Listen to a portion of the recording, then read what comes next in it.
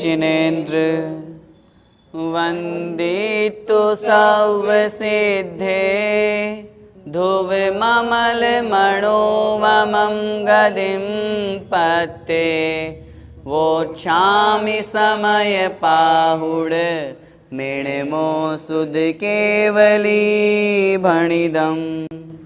पंच परमेष्ठी भगवान की जय हो। ज्ञानशाला में हम समयसार जी महान ग्रंथाधिराज का स्वाध्याय कर रहे हैं। पिछली कक्षा में हमने मोक्षाधिकार प्रारंभ कर दिया था।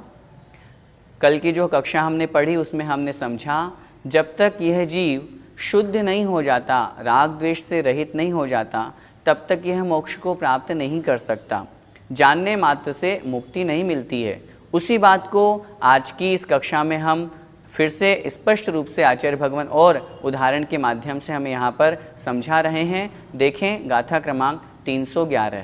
जह बंधे चिंतन तो, जह बंधे चिंतन तो, बंधन बद्धो न पावदि विमोक्षम, बंधन बद्धो न पावदि विमोक्षम, तह बंधे चिंतन तो, तह बंधे चिंतन तो, जीवो विण पावदि विमोक्षम, जीवो विन पावदि विमोक्षम। बोलिए जह बंधे चिंतन तो, बंधन बद्धो न पावदि विमोक्षम, तह बंधे चिंतन तो, जीवो विण पावदि विमोक्षम। जह बंधे चिंतन तो, बंधन बद्धो न पावदि विमोक्षम, तह बंधे चिंतन तो, जीवो विण पावदि विमोक्षम। आइए गाथा का अर्थ समझते हैं। जह बंधे चिंतन तो, जह मतलब जैसे, जिस प्रकार, बंधे अर्थात बंध का, चिंतन तो अर्थात चिंतन करता हुआ, विचार करता हुआ, जिस प्रकार बंध का चिंतन करता हुआ, बंधन बद्धो, बंधन में पड़ा हुआ अथवा बंधन से बंधा हुआ कोई भी जीव है, न पावदि विमोक्षम, न मतलब नहीं, पावदि पाता है, विमोक्षम अर्थात मोक्ष, मोक्ष से तात्पर्य यहाँ छुटकारा। उदाहरण दे रहे हैं पहली दो पंक्तियों में। क्या कह रहे हैं? जिस प्रकार बंधन में बंधा हुआ अर्थात किसी जाल में फंसा हुआ है अथवा किसी स्थान में बंधा हुआ है, उसको हमने कमरे में पैक कर दिया, उसको बांध दिया, रस्सी से बांध दिया, उदाहरण के माध्यम से बता रहे हैं। तो वह बंधन में बंधा हुआ व्यक्ति मात्र बंधे चिंतन तो, बंध का चिंतन कर रहा है। चिंतन करना मतलब विचार कर रहा है, सोच रहा है मैं बंधन में बंधा हुआ हूँ, मैं कैसे छूटूं, बस सिर्फ चिंतन कर रहा है। तद्रूप वो क्रिया नहीं कर रहा, प्रयास नहीं कर रहा, पुरुषार्थ नहीं कर रहा, सिर्फ चिंतन कर रहा है। न पावदि विमोक्षम, ऐसी स्थिति में वह उस बंध से छुटकारा नहीं प्राप्त कर सकता।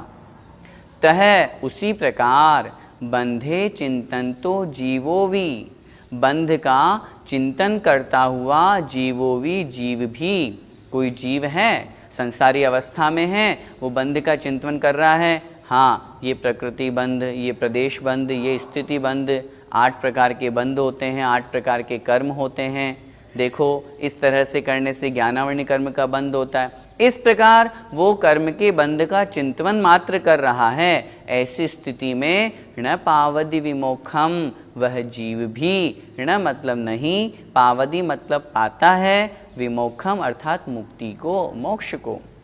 ऐसी स्थिति में वह जीव मोक्ष को प्राप्त नहीं कर पाता है। क्यों नहीं कर पाता? क्योंकि वो मात्र चिंतन कर रहा है, मात्र जान रहा है, मात्र विचार कर रहा है, उसने उसे आचरण में नहीं लाया, उसने उन पर पदार्थों का, राग द्वेष का, मिथ्यात्वादी का त्याग नहीं किया। और जब तक वो राग द्वेष से रहित नहीं हो जाता तब तक वो कर्म बंधन से मुक्त नहीं हो सकता, छुटकारा नहीं प्राप्त कर सकता। एक बार फिर से गाथा का अर्थ देखें। गाथा सरल है। जह मतलब जैसे, बंधे चिंतन तो बंधन बद्धो। बंधन से बंधा हुआ कोई व्यक्ति है, वो बंध का चिंतन कर रहा है, विचार कर रहा है, हाँ मैं बंधन में हूँ, मेरे बंधे हुए हैं, मेरे रस्सियाँ बंधी हुई है। ऐसी स्थिति में विचार करने मात्र से न विपावदी विमोक्षम, वह जो मनुष्य है, वह जो व्यक्ति है, वो छुटकारा प्राप्त नहीं कर सकता, अर्थात वहाँ से छूट नहीं सकता, उस बंधन से मुक्त नहीं हो सकता। तह अर्थात उसी प्रकार, बंधे चिंतन तो जीवो भी, बंध का चिंतन करता हुआ वह जीव भी न पावदी विमोक्षम, वह जीव भी कर्म के बंधन से मोक्ष को प्राप्त नहीं कर सकता। मात्र चिंतन कर रहा है, मेरे इस प्रकार से कर्म बंधे हुए हैं, इस प्रकार से मैं संसार में घूम रहा हूँ, ऐसा जानने मात्र से क्या होगा, ऐसा विचार करने मात्र से क्या होगा? वह कर्म के बंधन से मुक्त अवस्था को प्राप्त नहीं कर सकता। तो फिर क्या करना चाहिए, उसको हम अगली गाथा में समझेंगे। अभी हम इस गाथा का भावार्थ समझते हैं। जिस प्रकार बंधन में पड़ा हुआ कोई पुरुष उस बंधन का चिंतन करता हुआ छुटकारा नहीं पाता है, उसी प्रकार जीव भी कर्मबंध का चिंतन करता हुआ मुक्ति नहीं पाता। इस गाथा में क्या कह रहे हैं आचार्य भगवान? चिंतन मात्र से मुक्ति नहीं होती, अकेला हम ज्ञान प्राप्त कर लें और हमें मुक्ति हो जाए, ऐसा नहीं होता। तद्रूप आचरण भी जरूरी है। इसलिए मात्र चिंतन से, विचार करने से, जानने मात्र से मुक्ति नहीं होती है। भैया जी, बंध के चिंतन से बंध से मुक्त क्यों नहीं हो सकते? आप स्वयं विचार कीजिए, क्या चिंतन मात्र से छूट सकते हैं, मुक्ति हो सकती है? अगर आपको हम रस्सी से बांध दें और आपको कहा जाए चिंतन करो, तुम रस्सी से छूट गए, तो क्या रस्सी से छूट जाओगे? नहीं छूट पाओगे। इसीलिए आचार्य भगवान यहाँ पे कह रहे हैं, मात्र चिंतन से मोक्ष नहीं होता कि विचार कर लिया कि इस प्रकार बंद होता है, इस प्रकार कर्मों का बंद इतने प्रकार का होता है। जिस प्रकार वह मनुष्य बंधन से बंधा हुआ है, किसी जाल में फंसा हुआ है और सोच रहा है मैं बंधा हुआ हूँ, उतने मात्र से वह उस जाल से नहीं निकल सकता। उसी प्रकार हम जीव यदि इन कर्म के बंधन से छूटना चाहते हैं तो हमें चिंतन नहीं करना, साथ में हमें आचरण भी करना पड़ेगा, ताकि हम उस आचरण को करके हम कर्म के बंधन से मुक्त हो सकें। भैया जी, ज्ञान से तो मोक्ष होता ही है, फिर क्या आपत्ति है? अकेले ज्ञान मात्र से मोक्ष नहीं होता। जब तक चारित्र नहीं होगा, चारित्र अंगीकार नहीं किया जाएगा, तब तक मोक्ष प्राप्त संभव नहीं है। इसीलिए तो आचार्य महाराज जी गाथाएं कह रहे हैं। अन्य मत वाले कुछ लोग मात्र ज्ञान प्राप्त करने से ही मुक्ति मान लेते हैं कि हाँ ज्ञान हो गया और मोक्ष हो जाएगा, लेकिन जानने मात्र से तो मुक्ति होती नहीं है। जब तक हम तद्रूप आचरण नहीं करेंगे, चारित्र को धारण नहीं करेंगे, तब तक मोक्ष नहीं मिल सकता। और मैं कहूँगा मोक्ष नहीं, मोक्ष मार्ग भी नहीं हो सकता। आचार्य उमा स्वामी महाराज जी ने लिखा है, सम्यक दर्शन ज्ञान चारित्राणि मोक्ष मार्ग है। मोक्ष तो अभी दूर है, मोक्ष मार्ग ही तीनों की एकता है, सम्यक दर्शन, सम्यक ज्ञान, सम्यक चारित्र। इसलिए ज्ञान के साथ साथ चारित्र भी अनिवार्य है। बिना चारित्र के कभी भी मोक्ष नहीं होता। चारित्रम खलु धम्मो, ज्ञान जो हमने प्राप्त किया इस प्रकार कर्मों का बंध होता है, इन इन निमित्तों से होता है। अब मुझे ये निमित्त दूर करना है ताकि मैं कर्म के बंध से रहित हो जाऊं। राग द्वेष के कारण से मैं संसार में भटकता हूँ, अब मुझे राग द्वेष नहीं करना, मिथ्यात्व राग द्वेष आदि का त्याग करके वो वीतरागी बनता है। और इसी वीतरागी अवस्था में जब वो चारित्र धारण करता है, चारित्र को अंगीकार करता है, उसे निमित्त से उसे मोक्ष की प्राप्ति होती है। इस गाथा का पद्यानुवाद पढ़ते हैं। जो पाश बद्ध बस बंधन चिंतता है, होता न मुक्त उससे वह अंधता है।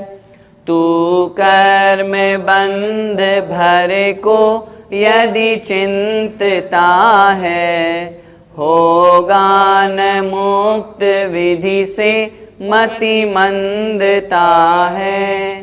कितनी सुंदर पंक्तियां यहाँ पर आचार्य भगवान ने कह दी। जो पाशबद्ध अर्थात जाल में अथवा किसी वस्तु से बंधा हुआ है, बस बंधन का चिंतन करता है, होता न मुक्त उससे, वह उस बंधन से मुक्त नहीं हो सकता, बल्कि वो उसकी अंधता है, अज्ञानता है, जो वो ऐसा चिंतन मात्र कर रहा है।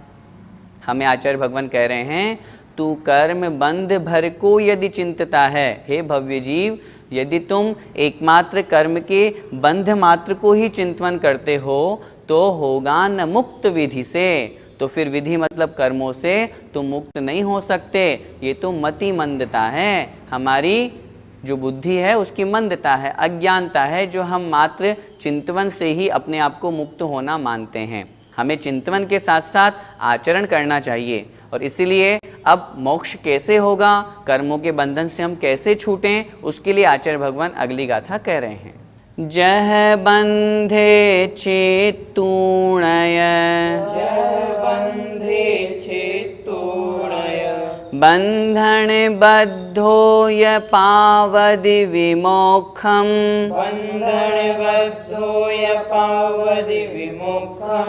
तह बंधे चित्तूणय, जीवो संपावदि विमोक्षम। बोलिए, जह बंधे चित्तूणय, बंधन बद्धो ये पावदि विमोक्षम, तह बंधे चित्तूणय, जीवो संपावदि विमोक्षम। जह बंधे चित्तूणय, बंधन बद्धो ये पावदि विमोक्षम, तह बंधे चित्तूणय, जीवो संपावदि विमोक्षम। तो फिर जीव को मोक्ष कैसे होगा, उसको आचार्य भगवान इस गाथा में समझा रहे हैं उदाहरण के माध्यम से। जह बंधे चित्तूणय, जह मतलब जैसे, जिस प्रकार, बंधे अर्थात बंधनों को, चित्तूणय, चित्तूण अर्थात काट करके, छिन्न भिन्न करके, नष्ट करके, कोई पुरुष है वह जिस प्रकार बंधन में बंधा हुआ है, माना कि रस्सी से बंधा हुआ है, अब उसे रस्सी से छूटना है, मुक्त होना है, तो वो क्या करेगा, उस रस्सी को काटेगा, उस रस्सी को समाप्त करेगा, खोलेगा, नष्ट करेगा। उदाहरण है, कुछ भी हम समझ लें। तो कहने का तात्पर्य है, जिस प्रकार कोई पुरुष उस बंधन को चित्तूणय नष्ट करके, काट करके, बंधन बद्धो ये पावदि विमोक्षम, बंधन बद्धो अर्थात बंधन में बंधा हुआ, उस पाश में अथवा उस जाल में जो बंधा हुआ है, बंधन से जो बंधित है, बंधा हुआ है, वह व्यक्ति, यह मतलब जो पावदि विमोक्षम, पावदि अर्थात पाता है, प्राप्त करता है, विमोक्षम अर्थात मुक्ति को, छुटकारे को। क्या मतलब, दो पंक्तियों में उदाहरण दे रहे हैं आचार्य भगवान। जिस प्रकार बंधन बद्धो, बंधन में बंधा हुआ कोई व्यक्ति है, वह बंधे चित्तूणय, जब उस बंधन को काटता है, नष्ट करता है, समाप्त करता है, दूर करता है, वह पावदि विमोक्षम, ऐसी स्थिति में वह जो मनुष्य है, वह जो पुरुष है, वह मुक्ति को प्राप्त करता है, अर्थात उस बंधन से छूट जाता है, छुटकारे को प्राप्त कर लेता है। आचार्य भगवान आगे दृष्टांत समझा रहे हैं। तह बंधे चित्तूणय, तह मतलब उसी प्रकार, बंधे अर्थात बंधनों को, चित्तूणय काट करके, नष्ट करके, जो कर्म बंध हमारे आत्मा के साथ में हैं, उस कर्म के बंध को नष्ट करके, जीवो मतलब जीव भी, संपावदि प्राप्त करता है, विमोक्षम अर्थात मुक्ति को, मोक्ष को। हम मोक्षाधिकार पढ़ रहे हैं, उस मोक्षाधिकार में सबसे पहले हमें यही समझना है, हम सभी को मोक्ष प्राप्त करना है, हमारा लक्ष्य वही है। तो इसलिए मोक्ष कब प्राप्त करता है यह जीव, जब यह जीव उस कर्म के बंध को काट देता है, नष्ट कर देता है, अब वो कैसे करता है उसको अभी हम समझेंगे, लेकिन मोक्ष तब मिलेगा जब वह उस कर्म के बंध को नष्ट करेगा, काटेगा। पिछली गाथाओं में हमें आचार्य भगवान ने यही समझाया है, जानने मात्र से मुक्ति नहीं मिलेगी कि कर्म बंध को जान लिया, नहीं, जानने के साथ साथ उस कर्म बंध को छोड़ना पड़ेगा, नष्ट करना पड़ेगा, काटना, छेदन भेदन नष्ट करना पड़ेगा, तब जाकर के मुक्ति की प्राप्ति होती है। उसी प्रकार जिस प्रकार की कोई व्यक्ति बंधन में बंधा हुआ है तो उसे छूटने के लिए उस रस्सी को अथवा उस बंधन को काटना होता है। जैसे ही वो काटता है वह उस बंधन से छुटकारा प्राप्त कर लेता है। उसी प्रकार जब यह जीव भी जो संसार में कर्म के बंध से बंधा हुआ है, वह जब उन कर्मों के बंध को काट देता है, नष्ट कर देता है, तो वह भी मोक्ष को प्राप्त कर लेता है। इस गाथा का भावार्थ देखें। जिस प्रकार बंधन में पड़ा हुआ कोई पुरुष बंधनों को काटकर अवश्य ही मुक्ति प्राप्त करता है, मुक्ति प्राप्त करने से तात्पर्य है उस बंधन से छूट जाता है, उसी प्रकार जब यह जीव कर्म के बंध को काटकर मोक्ष को प्राप्त करता है। जैसे उस व्यक्ति ने बंधन को नष्ट किया, छूट गया, उसी प्रकार शुद्ध आत्म स्वरूप को प्राप्त करने के लिए इस आत्मा के साथ में जो कर्म लगे हुए हैं, जब उन कर्मों को नष्ट कर दिया जाता है तो यह जीव मोक्ष को अर्थात शुद्ध अवस्था को प्राप्त कर लेता है। भैया जी, तो फिर कर्म से कैसे छूटा जाता है? कर्म से छूटना कहो या कर्मों को काटना कहो या कर्मों को नष्ट करना कहो, एक ही बात है। वो कैसे किया जाता है? वो किया जाता है वीतराग चारित्र से। वीतराग चारित्र का तात्पर्य है राग द्वेष से रहित आचरण। हमने बंधाधिकार में जो बंध के हेतु पढ़े थे, मिथ्यात्व, अविरति, प्रमाद, कषाय और योग, इनमें से योग को छोड़ करके जो विशेष रूप से दो हैं, मिथ्यात्व और राग, ये जो राग द्वेष रहित अवस्था है, वीतरागी अवस्था, मिथ्यात्व से रहित जो अवस्था है, तो जहाँ पर मिथ्यात्व का, रागादि का अभाव हो जाता है, वीतराग अवस्था प्राप्त हो जाती है, वहीं पर मोक्ष की प्राप्ति हो जाती है अथवा कर्मों के बंध से छूटना हो जाता है। और उस वीतराग चारित्र को प्राप्त करने के लिए हमें क्या करना पड़ेगा? हमें सबसे पहले तो मुनि बनना पड़ेगा। हम ये सोचें कि घर में बैठे बैठे गृहस्थ अवस्था में हम वीतराग चारित्र को प्राप्त कर लें, वो तो संभव नहीं है।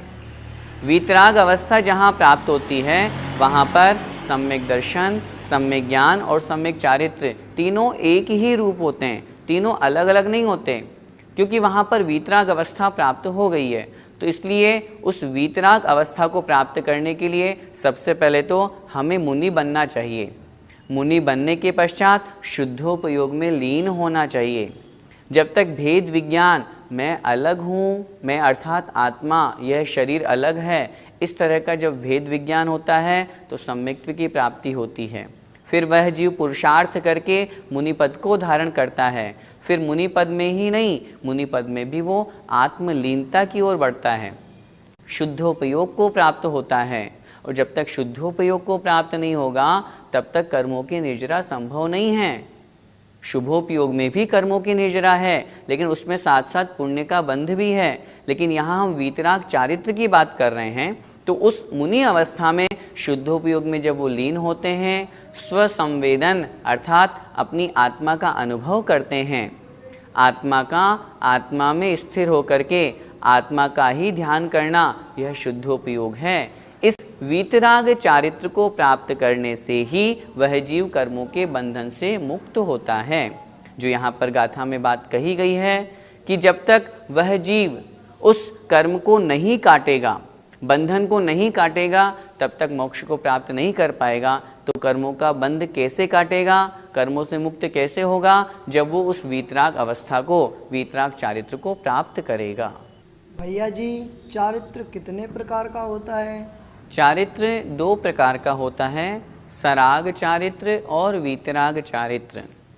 सराग चारित्र जो शुभोपयोगी मुनि महाराज हैं, वो जो आचरण कर रहे हैं, जो 28 मूलगुणों का पालन कर रहे हैं, जो क्रियाएं कर रहे हैं, वह सराग चारित्र रूप अवस्था कहलाती है। और जब वे ही मुनि महाराज राग द्वेष से रहित होकर के शुद्ध आत्मा की अनुभूति करते हैं, शुद्धोपयोग को प्राप्त हो जाते हैं, उन शुद्धोपयोगी मुनि महाराज के जो चारित्र होता है, आचार्यों ने उसे कहा है वीतराग चारित्र। यहाँ कौन से चारित्र से मुक्ति होगी? आचार्यों ने लिखा वीतराग चारित्र से, क्योंकि वीतराग चारित्र केवल ज्ञान का कारण कहा गया है। सराग चारित्र से कर्मों की निर्जरा तो होती है, लेकिन साथ में पुण्य का आश्रय, पुण्य का बंध भी होता है। लेकिन जब वीतराग चारित्र की प्राप्ति होती है, वहाँ पर आश्रय बंध नहीं होता, अपितु मात्र कर्मों की निर्जरा ही होती है। और उसी निर्जरा के बल से वे जो जीव होते हैं, वे जो मुनि महाराज होते हैं, वे कर्मों को नाश करके मुक्त अवस्था को प्राप्त करते हैं। इसलिए सराग चारित्र और वीतराग चारित्र में हमें अच्छी तरह से भेद समझ करके छठवें सात्विक गुण स्थान तक, जब तक ध्यान अवस्था सात्विक गुण स्थान में नहीं बनती है, उससे पूर्व तक सराग चारित्र है मुनि महाराजों का। उस सराग चारित्र की अवस्था में वे शुभोपयोगी कहलाते हैं और वीतराग चारित्र की अवस्था में वे शुद्धोपयोगी कहलाते हैं। और उसी वीतराग चारित्र से कर्मों को नाश करके केवल ज्ञान को और मोक्ष को प्राप्त किया जाता है। भैया जी, तो फिर ज्ञान प्राप्त करने से क्या लाभ हुआ? ज्ञान प्राप्त करने से महान पुण्य का बंध हुआ और उसी पुण्य के निमित्त से, जैसा कि हम जानते हैं कि पुण्य एकमात्र है ही नहीं है, पुण्य उपादेय भी है। और उसी महान पुण्य के कारण से उस जीव को वो सारा का सारा जो शरीर की स्थिति है, जो वज्रशम नाराज सैनन है, जो ध्यान रूप अवस्था जो स्थिति है, मनुष्य पर्याय है, ये सब पुण्य की उदय से ही तो प्राप्त होती है। तो ज्ञान मात्र मुक्ति को नहीं दिलाता, लेकिन ज्ञान से महान पुण्य का बंध होता है, स्वर्ग आदि की प्राप्ति होती है। लेकिन बिना चारित्र के ज्ञान भी किसी काम का नहीं है। आचार्यों ने शास्त्रों में स्पष्ट लिखा है, मात्र सम्यक दर्शन और सम्यक ज्ञान हो गया और सम्यक चारित्र नहीं हुआ तो क्या होगा? बहुत लंबे समय तक संसार में भटकना पड़ेगा। और यदि ज्ञान के साथ में चारित्र भी हो गया, तद्रूप आचरण भी हमने कर लिया, आत्मा का कल्याण किससे होगा? आत्मा का कल्याण तो मुनि बनने से ही होगा। मुनि बनना चारित्र ही तो है, लेकिन उसके साथ में ये भी समझें, मुनि बनने में मात्र सराग चारित्र ही नहीं, वीतराग चारित्र को धारण करना है। और जब वीतराग चारित्र को धारण करेंगे तभी केवल ज्ञान और मुक्ति की प्राप्ति होगी। इसलिए मात्र ज्ञान से मुक्ति नहीं है, ज्ञान के साथ साथ चारित्र होना भी अनिवार्य है। भैया जी, वीतराग चारित्र के गुण स्थान कौन कौन से मानना चाहिए? इस संबंध में आचार्यों ने दो प्रकार की बातें कही हैं। जब हम कर्णान योग की अपेक्षा से बात करते हैं, आचार्य वीरसेन स्वामी महाराज ने वीतराग चारित्र के गुण स्थान 11वां और 12वां गुण स्थान माना है, जहाँ पर उन्होंने शुद्धोपयोग कहा है। आचार्य वीरसेन स्वामी महाराज जी चौथे से 10वें गुण स्थान तक शुभोपयोग मानते हैं और 11वें 12वें गुण स्थान में शुद्धोपयोग मानते हैं। ये जो व्याख्या है, ये कर्णान योग की अपेक्षा से हमें समझना चाहिए। दूसरी व्याख्या जो द्रव्यान योग के अनुसार है, जो अन्य आचार्य मानते हैं, सात्विक गुण स्थान में जहाँ ध्यान अवस्था होती है, पूरे सात्विक गुण स्थान में नहीं, सात्विक गुण स्थान में जहाँ ध्यान अवस्था होती है, वहाँ से लेकर के 12वें गुण स्थान तक उन्होंने वीतराग चारित्र अर्थात शुद्धोपयोग माना है। सात्विक गुण स्थान से पहले की अवस्था में तो 3 काल में शुद्धोपयोग और वीतराग चारित्र संभव ही नहीं है। कुछ लोग चतुर्थ गुण स्थान में शुद्धोपयोग मानते हैं, कुछ लोग चतुर्थ गुण स्थान में वीतराग सम्यक दर्शन मानते हैं। मैं बहुत अच्छी तरह से निवेदन करना चाहता हूँ, वीतराग सम्यक दर्शन, वीतराग सम्यक ज्ञान और वीतराग सम्यक चारित्र तीनों एक रूप हैं। वीतराग सम्यक दर्शन वीतराग सम्यक चारित्र का अविनाभावी है। सम्यक दर्शन वीतराग वाला होगा तो वीतराग सम्यक चारित्र होगा ही होगा। अगर वीतराग सम्यक चारित्र है तो वहाँ वीतराग सम्यक दर्शन होगा ही होगा। अब अगर हम चतुर्थ गुण स्थान में वीतराग सम्यक दर्शन मानेंगे तो फिर हमें वीतराग सम्यक चारित्र भी मानना पड़ेगा। फिर वीतराग सम्यक चारित्र मानेंगे तो फिर वहाँ शुद्धोपयोग भी मानेंगे। अरे वहाँ तो कषाय स्पष्ट दिख रही है, फिर हम कैसे मान लें? इसीलिए आचार्यों ने जो स्पष्ट व्याख्या करी है, आगम के अनुसार हमें अपनी धारणा बनानी है। जो लोग ऐसा मानते हैं उन्हें भी यहाँ से बहुत अच्छी तरह से समझ करके अपनी धारणा ठीक करें। 7वें गुण स्थान में ध्यान अवस्था से शुद्धोपयोग वीतराग चारित्र प्रारंभ होता है। वहाँ से लेकर के 12वें गुण स्थान तक द्रव्यान योग के अनुसार कहा गया है। कर्णानियोग जो खरा सोना तोलता है। आचार्य वीरसेन स्वामी महाराज जी धवला आदि ग्रंथों के जो रचनाकार हैं, कलिकाल सर्वज्ञ हैं, वे तो 10वें गुण स्थान तक शुभोपयोग ही मानते हैं। वे तो वीतराग अवस्था 11वें और 12वें गुण स्थान में मानते हैं और फिर उसके ऊपर उसका फल कहा गया है। इसलिए हमें वीतराग चारित्र को अच्छी तरह से समझ करके, क्योंकि मुक्ति उसी वीतराग चारित्र से होनी है, हम सभी को वही प्राप्त करने का लक्ष्य बनाना चाहिए। इस गाथा का पद्यानुवाद देखें। जो पाश से कस बंधे यदि पाश तोड़े, तो पाश से झट विमुक्त नितांत होले। तू कर्म बंध झट से यदि काटता है, पाता विमुक्त बन शीघ्र विराटता है। आचार्य श्री कह रहे हैं, जो पाश से कस के बंधा हुआ है जाल में, और उस बंधन को, पाश को यदि वो तोड़ देता है तो वो शीघ्र ही उस पाश से विमुक्त हो जाता है, छूट जाता है। हे जीव, यदि तू भी कर्म के बंध से छूटना चाहता है तो उस बंध को यदि तू काटता है, नष्ट करता है, तो विमुक्त शीघ्र ही बन जाता है, अर्थात मोक्ष को प्राप्त कर लेता है। हम भी उस वीतराग चारित्र को प्राप्त करके मोक्ष को प्राप्त करें, ऐसी मंगलमय भावना के साथ। जय जिनेन्द्र।